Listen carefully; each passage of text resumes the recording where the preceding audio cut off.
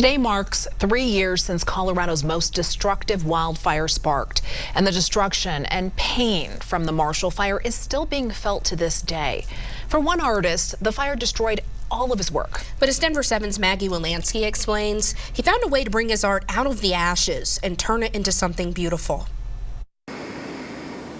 8, 9, I knew I was really geared towards painters and painting. And each stroke of yellow is important, both to the piece and to the creator, Kevin McCormick. I'm adding that layer to give a little more pop. But 3 years ago, Kevin remembers the darkness and smoke that took over his home. Oh, it was totally decimated, like it was a bombing zone, like a war zone, burnt out cars and trees and no houses, debris. The Marshall Fire destroyed what Kevin created. Decades of art turned to ashes. All that work was destroyed. So decades of work, work on all different, surfaces and mediums. Luckily, it was not a completely blank canvas for Kevin to start over with. All the work that I had a record of, I had documented and digitized, was on the computer.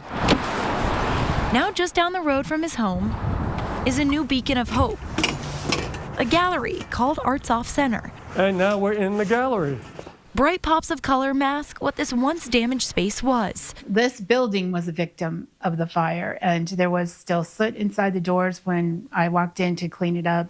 And it's kind of like a phoenix, going from fire damage to colorful and warm and happy. Put it right here. And Kevin's work is on display in its new form. I wanted something that would be permanent, or more durable. So I chose metal, which is aluminum in this case. His art restored, a vision he hopes to see for the place he calls home. This piece is called the Phoenix, and it epitomizes the myth of rising from the ashes, and that this is exactly what has happened in terms of my art and this gallery in general.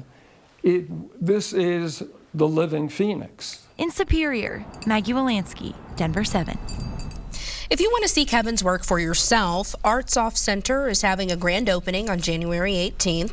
There'll be live music and the work from 8 other local artists on display.